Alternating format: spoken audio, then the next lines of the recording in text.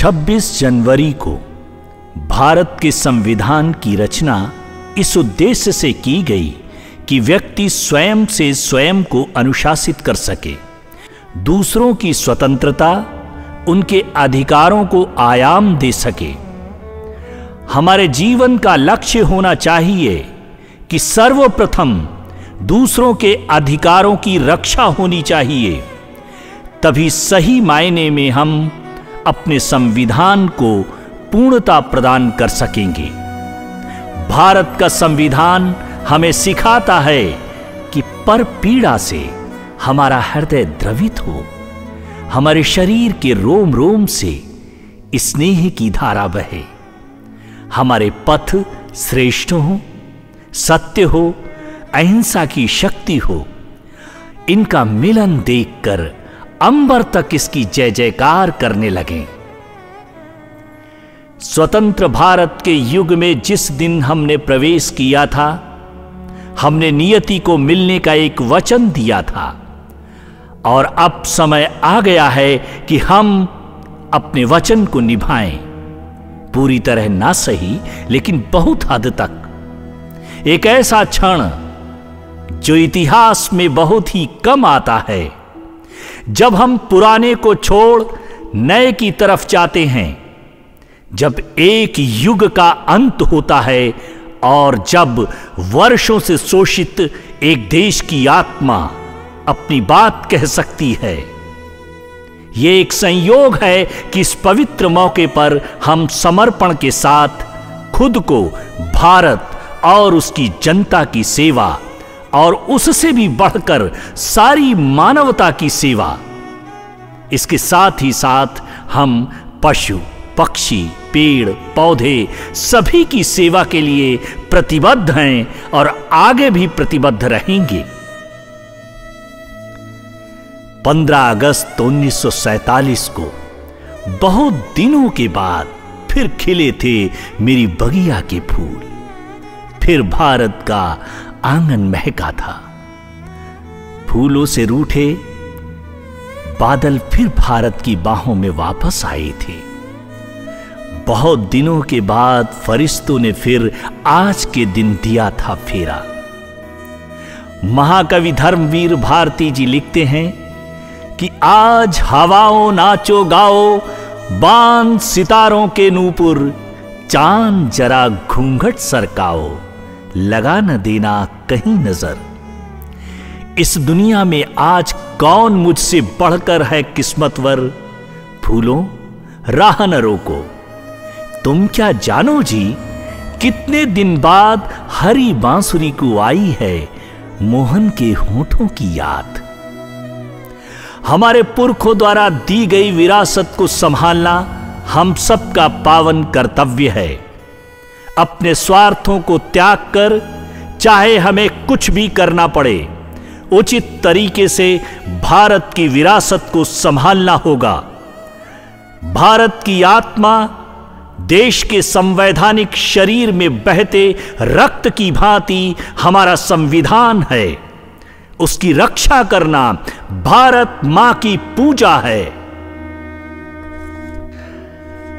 हम सबका पावन कर्तव्य है कि स्वतंत्रता आंदोलन के तपस्वियों और शहीदों ने जो सपने देखे हैं, उनके सपनों को हम तपस्वी बनकर आकार हमें देना है, उन्हें यथार्थ में बदलना है। आज देश के हर मनुष्य के लिए संवैधानिक जागरूकता अति आवश्यक है।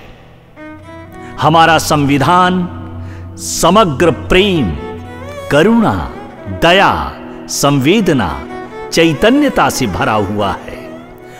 वासुदैव कुटुंबकम की भावना से ओतप्रोत है।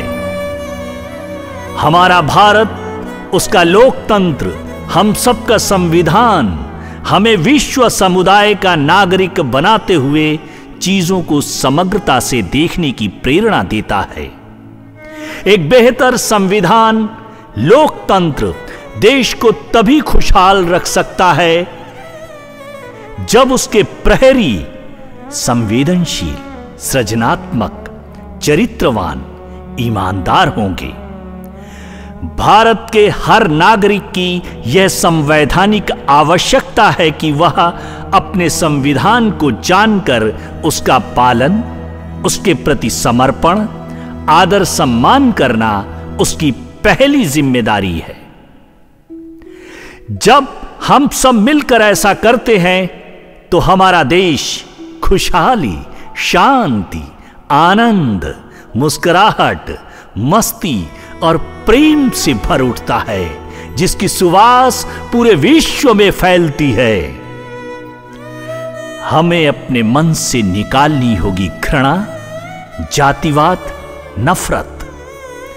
जाति और व्यवस्था के नाम पर कुचली जाने वाली प्रतिभा को बचाना होगा।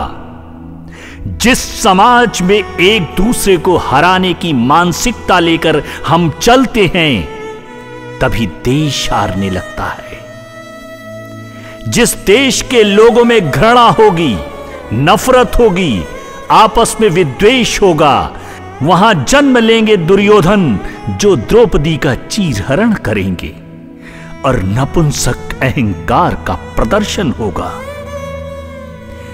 भावनात्मक, संवेदनात्मक प्रश्नों के हल राजनीतिक बंजर भूमि पर नहीं लेनी चाहिए। मुल्क की मरती हुई संवेदनाओं को बचाना होगा। मुल्क की मरती हुई संवेदनाओं को बचाना होगा।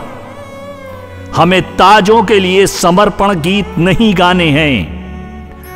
आज के दिन हमें कसम खानी होगी, चाहे कुछ हो जाए, लोकतंत्र के मंदिर के कलश के शिखर को उतंग शिखर पर ले जाना होगा, उसे और ऊंचाई देनी होगी।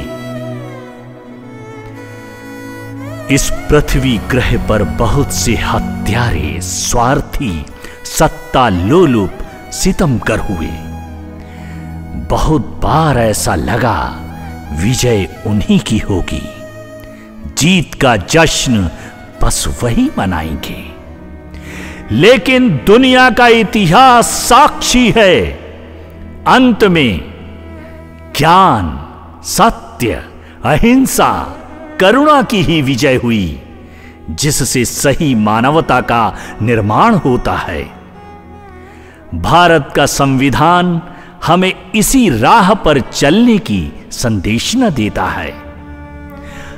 हर आखिरी व्यक्ति तक हमें जाना होगा, हर एक के चेहरे पर मुस्कुराहट लानी है, चाहे वह मजदूर हो, हमारा अन्नदाता हो, मध्यम वर्गीय व्यक्ति हो। हर एक की उन्नति, खुशहाली से ही हमारा राष्ट्र खुशहाल होता है। जय हिंद, जय भारत, जय जवान, जय किसान।